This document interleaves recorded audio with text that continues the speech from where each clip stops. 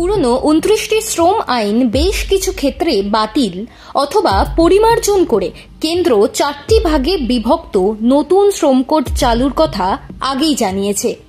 নতুন ওই কোডে শিল্প বিরোধ সংক্রান্ত আইন এবং সামাজিক সুরক্ষা সংক্রান্ত ক্ষেত্রগুলিতে শ্রমিকদের অধিকার খর্ব হওয়ার আশঙ্কা রয়েছে বলেই অভিযোগ কেন্দ্রীয় ট্রেড ইউনিয়ন সংগঠনগুলির।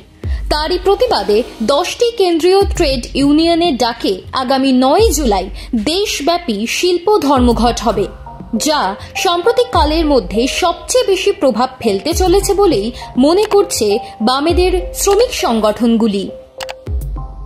এআইটিইউসি, সিআইটিইউ, এআইইউটিইউ সহ বিভিন্ন ট্রেড ইউনিয়নের অনুমোদিত পরিবহন শ্রমিকদের সংগঠন ওই দিন পরিষেবা বন্ধ রেখে ধর্মঘটে সামিল হবে বলেই সূত্রের খবর। এছাড়া বিভিন্ন ব্যবসায়িক কাজে পণ্য পরিবহনের কাজ করেন এবং ছোট গাড়ির চালক ও কর্মীদের পাশাপাশি অ্যাপ নির্ভর ডেলিভারি কর্মীদের একাংশও ওই দিন ধর্মঘটে সামিল হচ্ছেন। এক ঝাঁক দাবি সামনে রেখে এই ধর্মঘট ডাকা হয়েছে। অস্থায়ী শ্রমিকদের স্থায়ীকরণ, সমস্ত শ্রমিকের ন্যূনতম 26,000 টাকা মাসিক মজুরি, সব শ্রমজীবীর পেনশন, সামাজিক সুরক্ষার দাবি তোলা হয়েছে। বাম শ্রমিক সংগঠনগুলি স্লোগানই দিচ্ছে, ধর্মের নামে অনৈক্য নয়, ধর্মঘটে ঐক্য গড় মেহনতির। দেশের রেল, ব্যাংক, বিমা, খনি, বন্দর সহ রাষ্ট্রায়ত্ত শিল্প বিক্রি রুখতে প্রতিবাদে সামিল হচ্ছেন লাখো লাখো মানুষ। বাম শ্রমিক সংগঠন এআইটিইউসির national federation of Indian road transport workers union জানিয়েছে, কেন্দ্রের শ্রম কোডের প্রতিবাদ ছাড়াও পরিবহন ক্ষেত্রে কেন্দ্র এবং রাজ্য সরকারের বিভিন্ন নীতির বিরোধিতা করে তারা ওই দিনের ধর্মঘটে সামিল হচ্ছেন। ওই দিন হলুদ ট্যাক্সি, অ্যাপ ক্যাব সহ বিভিন্ন ক্ষেত্রে তারা পরিষেবা বন্ধ রাখার ডাক দিয়েছেন। পরিবহন শিল্পের ওই দিনের ধর্মঘটের কথা জানিয়ে ইতিমধ্যেই রাজ্যের পরিবহন মন্ত্রী স্নেহাশিস চক্রবর্তীকে চিঠি দিয়েছেন তারা। সিপিআইএম নেতা শতরূপ ঘোষ এই বৃহত্তর ধর্মঘটের কারণ ব্যাখ্যা করতে গিয়ে বলেছেন, চা বাগানে কেউ তো ধর্মঘট ডাকেনি, কিন্তু চা বাগানগুলো বন্ধ হয়ে পড়ে রয়েছে। এই যে 26,000 স্কুল শিক্ষক বিকাশ ভবনের সামনে বসে রয়েছেন, স্কুলে যেতে পারছেন না, জীবন জুড়ে ধর্মঘট তো তারা চাননি। বাংলায় তো এমনি ধর্মঘট চলছে। আমাদের এই ধর্মঘট হচ্ছে সরকারের চাপিয়ে দেওয়া ধর্মঘটকে ভাঙার ধর্মঘট।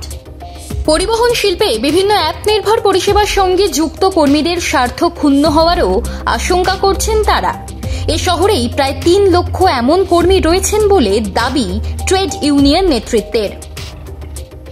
ওই পরিষেবার ক্ষেত্রে দিনে 12 ঘন্টা করে সপ্তাহে 4 দিন কাজের প্রস্তাব দেওয়া হয়েছে। পাশাপাশি সদ্য প্রকাশিত কেন্দ্রীয় সড়ক পরিবহন মন্ত্রকের অ্যাপ ক্যাব সংক্রান্ত নির্দেশিকাতেও চালকদের বিশ্রামের সময় এবং তাদের কাজের ক্ষেত্রে বেসরকারি সংস্থার সামাজিক দায়বদ্ধতার বিষয়টি সেভাবে গুরুত্ব পায়নি বলেই অভিযোগ। এতেই শেষ নয়, রাজ্যে নতুন পোর্টালের মাধ্যমে জটিলতা কমেনি, উল্টে বেড়েছে এমনই দাবি করা হচ্ছে। জরিমানা আদায়, রাস্তায় পুলিশি জুলুম, হলুদ ট্যাক্সির পরিষেবায় বেসরকারি সংস্থাকে প্রবেশের পথ খুলে দেওয়া সহ একাধিক সিদ্ধান্তের বিরোধিতা করে ওই ধর্মঘটের ডাক দেওয়া হয়েছে বলেই জানান এআইটিইউসির নেতা নবল কিশোর।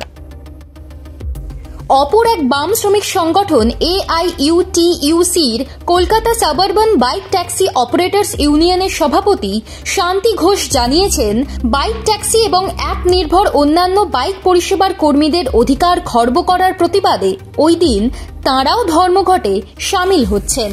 সিপিআইএম এর ফেসবুক পেজে একটি পডকাস্টে শতরূপ একই সঙ্গে বলছেন, সামনের বছর বিধানসভা ভোট, ফলাফল কি হবে তা তো বলা এখনই সম্ভব নয়। তবে মানুষ যদি আমাদের বিধানসভায় পাঠান, সুপ্রিম কোর্টের রায় অনুযায়ী সম কাজে সম বেতনের আইন পাশ করা হবে আমাদের প্রথম কাজ।